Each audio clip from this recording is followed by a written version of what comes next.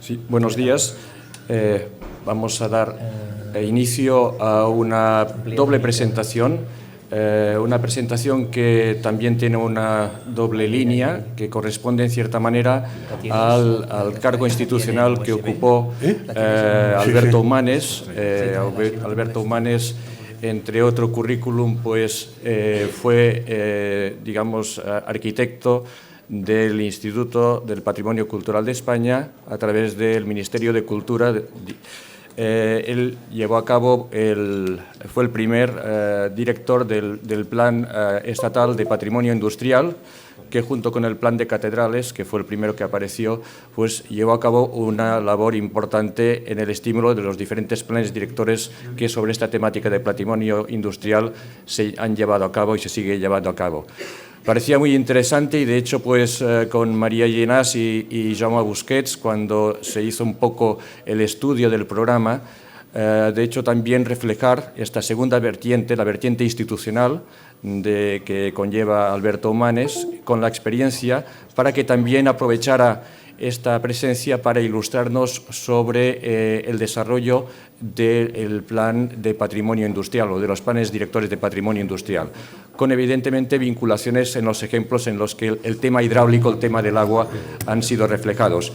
El primero, pues la central de Grandas de Salime en Asturias, y después ya concretamente en el Canal de Castilla, esta infraestructura de la Ilustración, que tendrá continuidad con la siguiente ponencia en este marco. Como decía, Alberto Humanes ha sido profesor de la Escuela de Arquitectura de Madrid, es también ha sido miembro de la Comisión de Cultura del Colegio de Arquitectos de Madrid, redactor, entre otras publicaciones, pues, de la Guía de Arquitectura de Madrid, es ahora secretario de la Fundación Fernando Higueras y también es miembro de la Fundación Docomomo Ibérico. Pues, sin más dilación, le doy la palabra para que pueda ya empezar su intervención. Gracias, Alberto.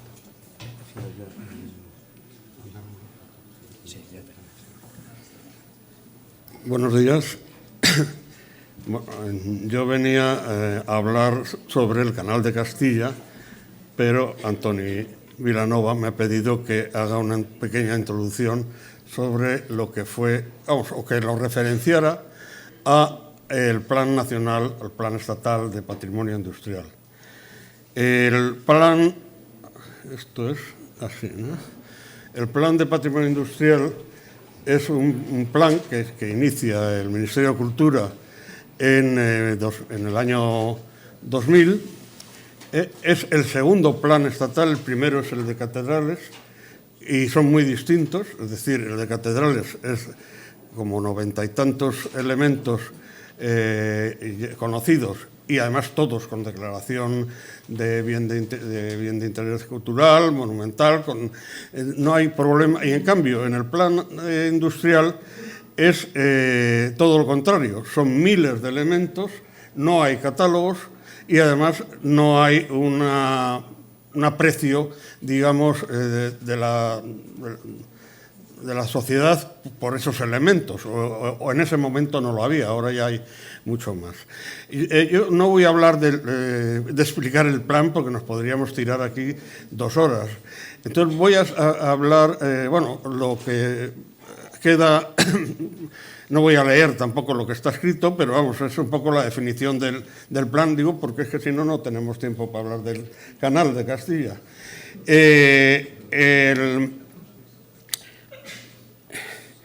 El plan tiene una importancia realmente importante, o sea, porque en su momento pues, fue un referente en todo el mundo, porque se copió en muchas comunidades autónomas, se copió en Sudamérica, etcétera. Sobre todo, una serie de elementos, una serie de aspectos que realmente nos parecieron y nos llevaron mucho tiempo y de los que estábamos muy orgullosos. Y es al no haber catálogos, hubo que pedir a cada comunidad autónoma que nos enviaran los 10 elementos industriales más importantes, y para hacer esa selección tuvimos que creamos Esto es lo que se ha copiado, vamos, no el resto. En los criterios de valoración y selección, que, como veis, son como 12 o por ahí, y realmente arquitectónico solamente hay uno. Es decir, hay otros aspectos patrimoniales que son más importantes a la hora de elegir un elemento para incluirlo como BIC o para introducir o para actuar en él. Otro de los elementos, bueno, los criterios, el plan se aprobó en el 2001 y en 2011 dimos una revisión. Esto que está escrito es del plan del 2011. Es decir, se tomaron los criterios de intervención de la Carta de Moscú, de Nikita Gil, y se tomaron como elementos porque al principio, con esas solicitudes de las comunidades autónomas, creamos una lista de prioritarios de 49 elementos. Luego llegó la fábrica de Sóller, que entró de fuera de plazo, pero entró como el 50, que fue muy interesante, ¿no? En el 2011 ya incluimos toda la lista de elementos que considera TICIC como importantes. Lo cual, no. Esto es el Canal de Castilla. No, es que... Vamos a ver, perdón. A ver, que se me ha... He apretado un botón que no era y... No, pero... Uy, se ha borrado. Ah, ha sido al final de todo. Es que... Eso, estaba ahí. Vale, estupendo. No, pasa al anterior. Esto es muy importante. Vale, gracias. Otro aspecto importante de los planes nacionales, o por lo menos de este, es la metodología de trabajo. Es decir, los elementos a intervenir los elegíamos nosotros. No eran convenios de los políticos con los alcaldes o con los párrocos, como suele ser en las comisiones de patrimonio. Y entonces, en base a los criterios que he dicho antes. Y siempre había esta metodología. La primera fase era el crear ese inventario de bienes, que al final... Pues algunas comunidades autónomas lo hicieron rápidamente, otras más tarde, otras no sé qué. Al final no se ha llegado a completar. La segunda fase era, como no eran BIC, había que hacer un estudio previo para hacerlos BIC y para conocer el bien, para ver si era viable. La tercera fase era la redacción de planes directores de cada elemento que se elegía. Se hacía un plan director para ver las fases de intervención posteriores y luego ya eran esos proyectos de intervención. Dentro del plan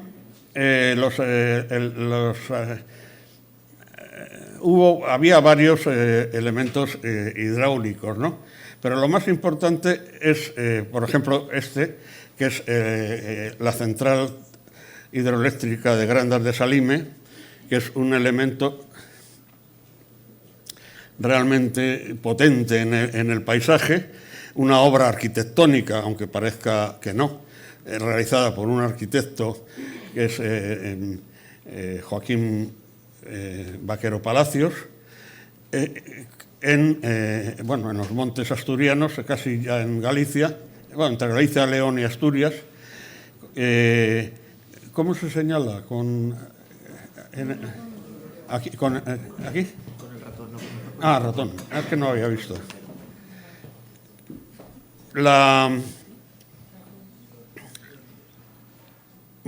el cierre del elemento presa es muy importante, vamos, es potente, tiene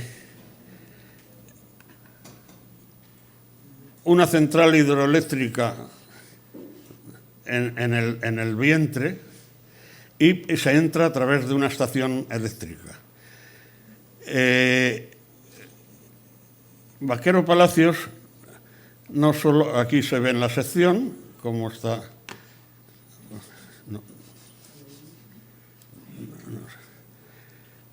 Las compuertas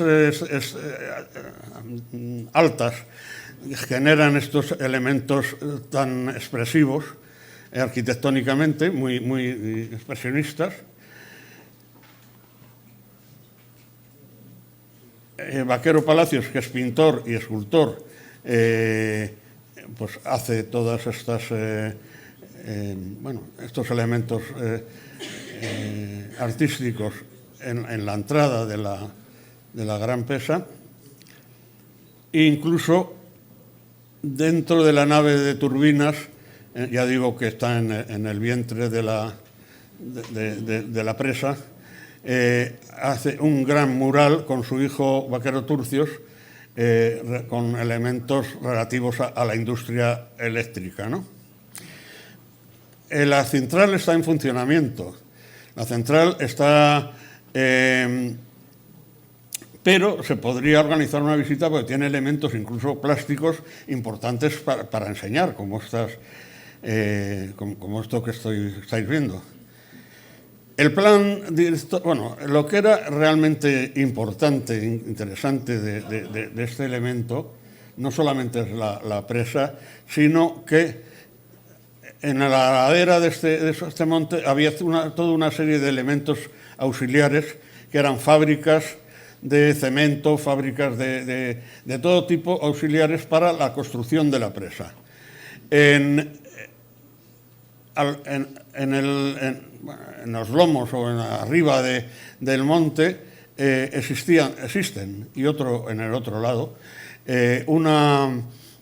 tres poblados con una arquitectura racionalista realmente interesante, aunque arruinados, claro, de los trabajadores que construyeron la presa, ¿no? Bueno, el plan director de Grandas lo que hace es señalar esos caminos, ver la posibilidad de mostrar toda la riqueza que hay. Incluso hay una iglesia aquí preciosa de Vaquero Palacios, etcétera. Y sobre todo tiene un pantano, un elemento de 32 kilómetros de largo, con una posibilidad de aprovechamiento de pesca, de deportes náuticos, etcétera, importantes. Estas son las casas de los ingenieros, de los capataces, que están bastante bien, se podrían rehabilitar y eso es lo que propone el plan. Vamos. Muy fácilmente. Hay incluso un hotel, que es este hotel, que también, bueno, y las casas que se pueden, estas son las casas de ingenieros y estas son las casas de los técnicos. Todo eso está previsto en el plan director, pero el problema, claro, es la propiedad es hidroeléctrica del Cantábrico. Ahora no sé si es incluso Endesa o tal. Hay como 4 términos municipales que afectan a la presa, al conjunto. Y además está el Parque Nacional del Río Navia, con lo cual el poner de acuerdo a todo eso, este plan se hizo en el año 2005, 2006, y no ha sido posible el poner de acuerdo a toda esa gente para... Claro, ¿quién se mete? La administración no puede administrar un hotel o unas casas, no sé qué. Entonces, bueno, pero queda ahí guardado como elemento de... Y pasamos al otro elemento importante de hidráulico del plan de patrimonio industrial, que es el Canal de Castilla. Este es el Canal de Castilla, pues eso, hace 10 años. En él se ve como los bordes se han ido desfigurando, etcétera, está bastante deteriorado. En este caso, los caminos de sirga, que están bastante conservados y no tienen árboles, porque en la mayoría de los restos del canal han plantado árboles al otro lado del camino, con lo cual deja de entenderse que eso era un camino de sirga.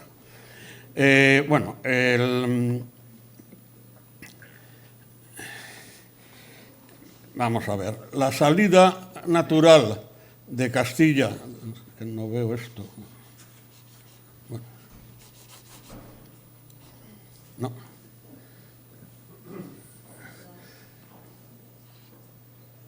Pero ahora, aquí. La salida natural de Castilla al mar es el río Duero, o el Valle del Duero, el río Duero, y con su puerto natural en Oporto. Pero, claro, en 1750 ahí hay otro Estado soberano que no se lleva bien tampoco con los... y entonces la solución es hacer un canal hacia el norte, hacia el Cantábrico, salvando 207 kilómetros hasta llegar a la cordillera cantábrica, salvando un desnivel de unos 150 metros con 49 esclusas y en 1750 el marqués de la Ensenada, ministro de Fernando VI, presenta un plan de canales para Castilla, que no solamente era esto, porque llegaba hasta Segovia y era más complejo. Y 2 años después, Antonio de Ulloa, ingeniero, presenta el plan del canal más o menos tal y como se construye. Se empieza en ese momento la construcción aquí, en Calahorra de Rivas, que es donde el canal coge aguas del río Carrión. Estamos en 1953, vamos. Al año siguiente se para. Unos años después empieza de nuevo las obras en el canal y empiezan por acá, en Alar del Rey, que es, cogiendo aguas también del Pisuerga, me parece que es el Pisuerga muy jovencito, vamos. Y el canal al final se divide en 3 ramales, el ramal norte, el ramal de Campos y el ramal sur. En casi 100 años se construye prácticamente el canal del norte. Luego hay otro canal pequeño que sale aquí de Calahorra pequeñito, que es hacia Palencia, pero vamos, que lo importante son estos 3 canales, que cada uno nos lleva a una dársena en Alar del Rey, ¿cómo se llama? En Medina de Río Seco y en Valladolid. El canal, ya digo, se paraliza de nuevo, la guerra de independencia, no sé qué y tal, y hasta que ya se empieza a construir el ramal de Campos, empieza a acabar, hasta que en el año 1831, la corona decide traspasarlo a una empresa privada. Una empresa privada que es la compañía de Canal de Castilla, que acaba la construcción del canal casi 100 años después de que se acabó. Acaba la construcción más o menos en 1850 y empieza esa explotación por la compañía privada, que es la cesión a la hora de terminar el canal es una cesión por 70 años, pero que no llegan casi ni a cumplirse, porque hay un periodo muy importante de explotación, que es del año 850 al 860, pero cuando llegaban en ese momento hay como 370 barcazas en todo el canal. Los canales de navegación sirven para llevar cargas muy grandes, muy voluminosas, muy grandes, muy voluminosas, pero poco pesadas. O sea, son el trigo de la tierra de Campos, la lana, etcétera, al puerto de Santander. Claro, al llegar a Alar del Rey tienen la corredera cantábrica y había que llevarlo hasta el puerto en carretas, pero posteriormente se construye el ferrocarril que va de Alar del Rey a Santander en 1860 y tantos, o sea que es un poquito después de ese periodo, digamos, de bonanza del canal. Entonces,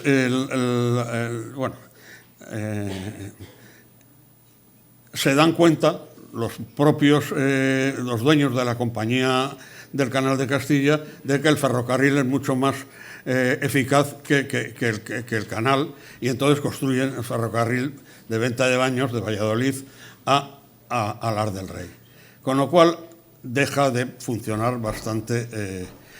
Se acaba la concesión, pasa otra vez al Estado y el Estado ya decide utilizar el tren y dejar un poco de lado la navegación por el canal. Entonces empieza su uso como regadío, como suministro de agua a las poblaciones de la zona y el aprovechamiento de los saltos de las esclusas para crear fábricas de harinas o fábricas de...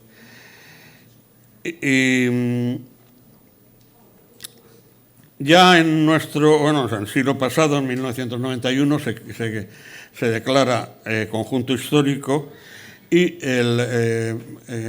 ¿cómo se llama?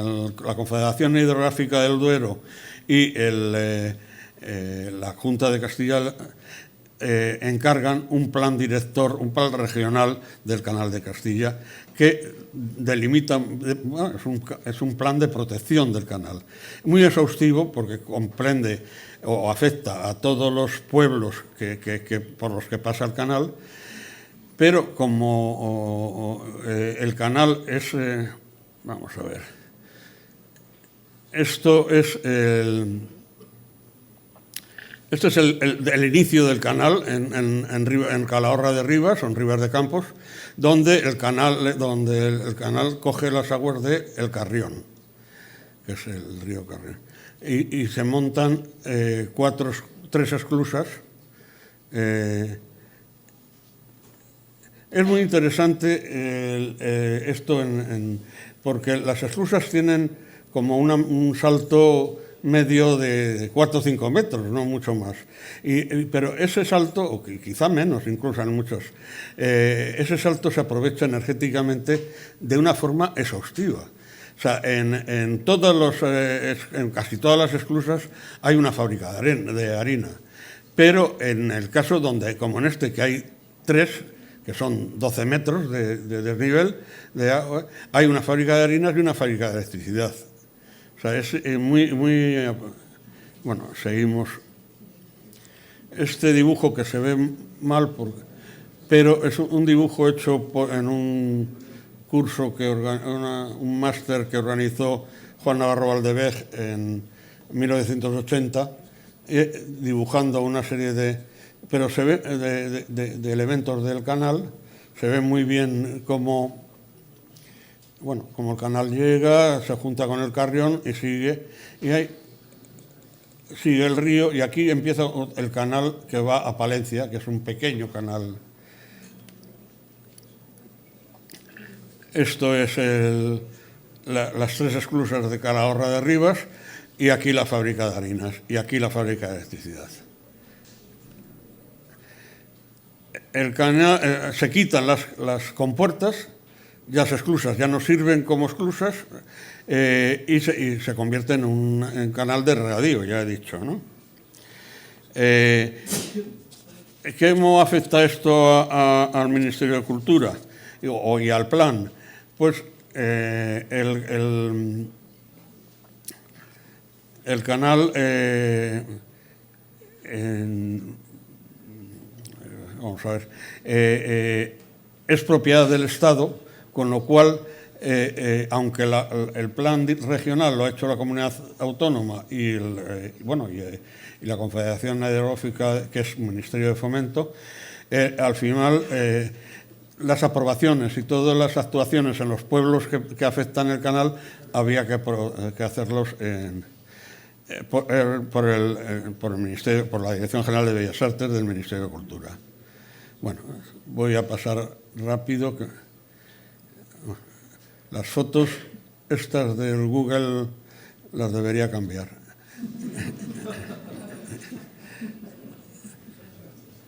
Porque ahora hay mucha más definición que hace unos años.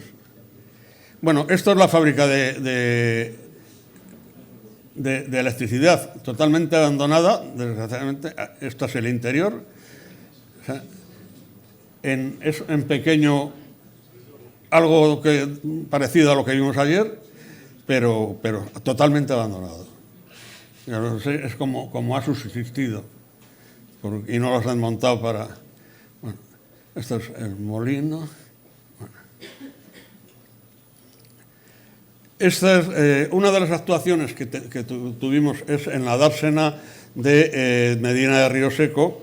Hay dos actuaciones. Una, el corregir, el restaurar los límites de la dársena. O sea, esta es la dársena en los dibujos de Juan Navarro Valdevej.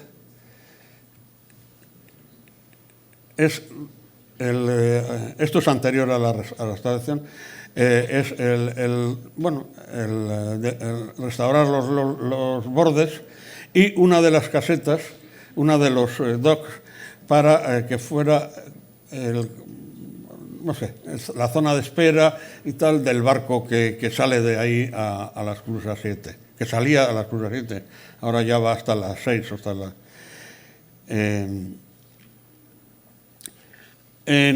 una de las actuaciones más importantes en cuanto a protección que tuvimos, hubo una que no tengo documentación gráfica, que fue el cruce de una carretera, una autopista que cruzaba el canal, la línea de ferrocarril y tal, no me acuerdo ahora del pueblo, pero un poquito cerca de Medina de Río Seco.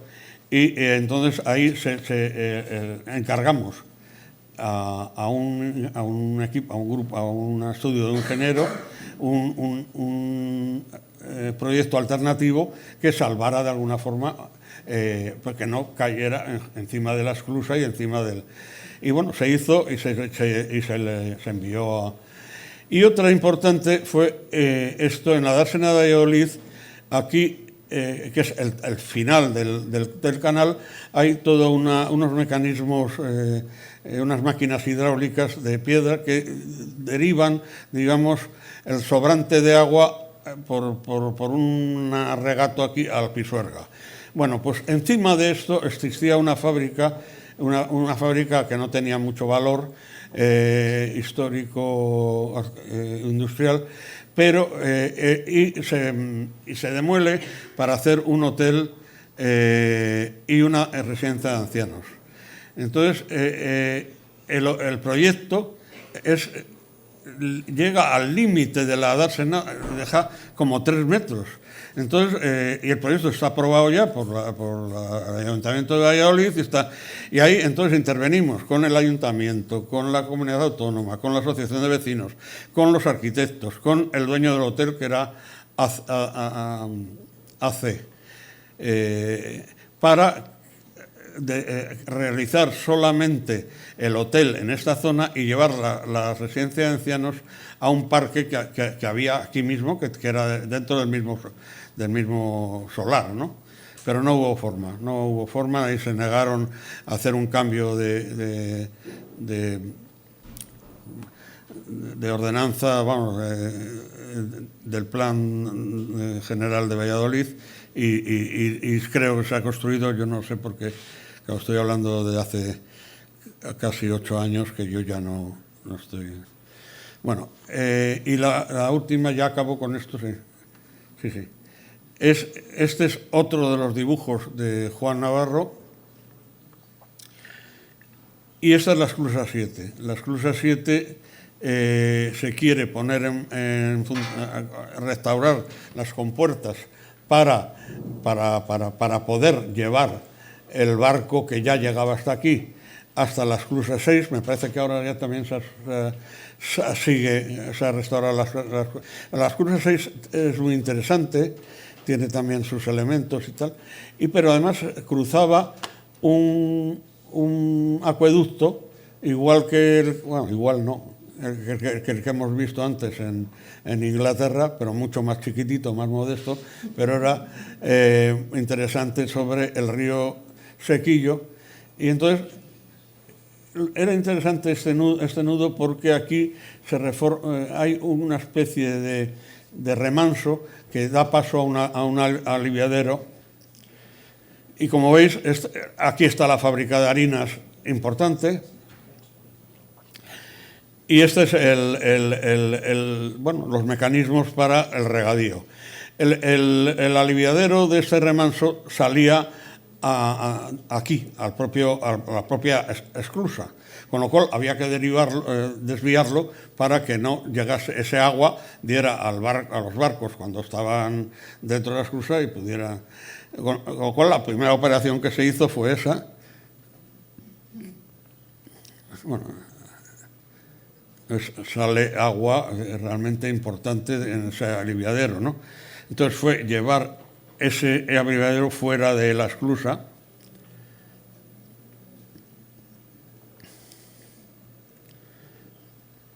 Bueno, aquí se ve muy bien una cosa que existe en todos en todas las esclusas, es la casa del esclusero y un puente.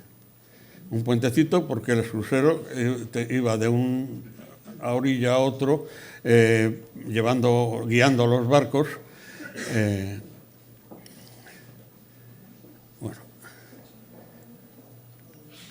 Bueno, pues esta es la obra que se acomete, es un canal, llevar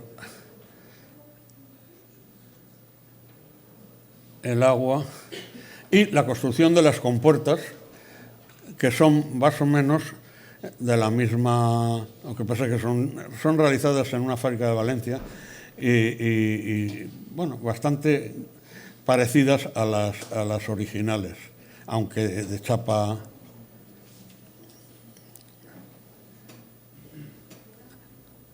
Lo que es hidráulico ahora y además se maneja con un mando.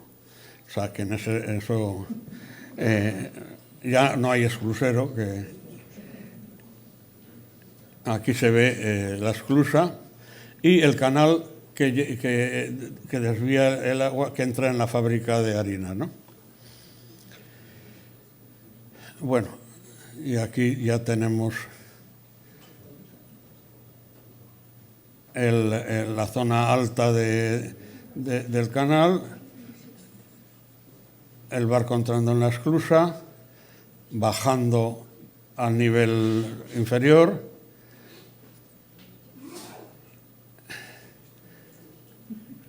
y saliendo.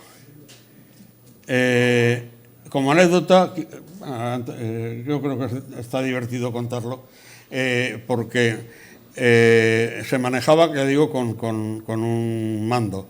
Y hicimos los días antes de la recepción de las obras bastantes pruebas y funcionaba.